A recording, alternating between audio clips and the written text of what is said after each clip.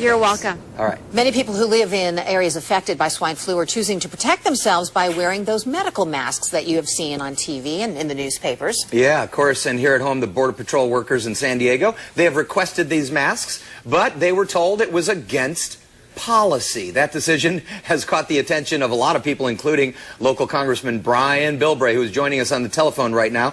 Good morning, Congressman. Good morning. How are you? Good morning, Dan and Sandra. All right, this is a little honor to be with you. Yeah, thanks for being here. This is a little weird that these guys want to protect themselves from the virus, but there's a policy that says that they can't?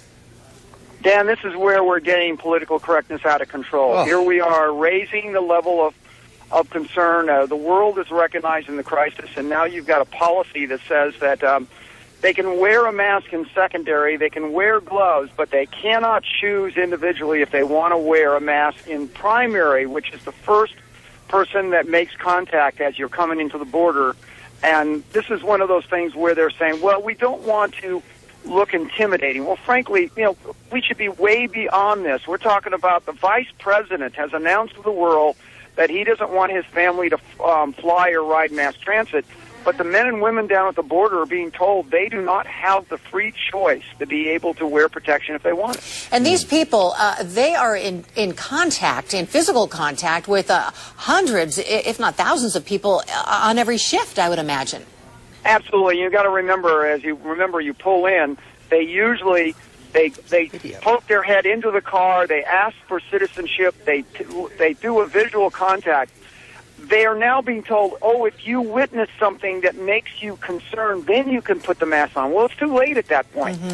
But this is the problem of there's always this attitude that somehow the men and women on the front line at the border are not going to be protected or be given the benefit of the doubt that you would give anyone else with common decency, and that the vice president would give to his own family, but he would deny to the men and women that are serving this country at the border. That was an interesting statement he made this morning, that is for sure. And the airlines are not very happy about that. Well, I think that they're concerned about a lot of things that he said in the past. That's fine. But, my biggest concern is that I really gave the president and the administration the benefit of the doubt of how to address this issue incrementally, and sort of ratchet up. But what's concerned me now is the president announced that because he did not shut down the border last week, like people like Duncan Hunter wanted, he's now saying, well, it's too late to do anything. So because I didn't do it last week, I won't even consider it this week. That concerns those of us that really gave the president and the administration the benefit of the doubt and go with an incremental approach rather than just shutting it down. Now the president seems to support Duncan and those that said shut it down last week. Yeah, he says the horse is already out of the barn now, so no need to shut down the border. Well, what do you think needs to happen? You were probably online listening to the telephone conversation that we just had with Lene, watching the ships come in. Now there are 10, 12 cruise ships that are going to be coming into San Diego. Some of them, most of them, have been from Mexico, people that are in Mexico now coming into the port of San Diego.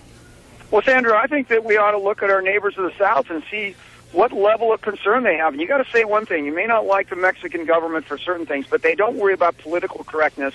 They do what they think's right most of the time. And this one, they're shutting down operations, asking people to stay home.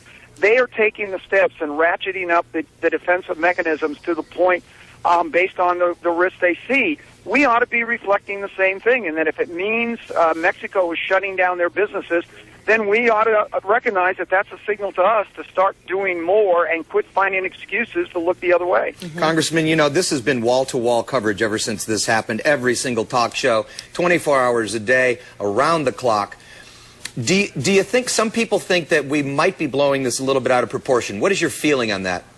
Well, it's always a possibility. We have thousands of people die of influenza every year, but this is a new strain that we have not been exposed to.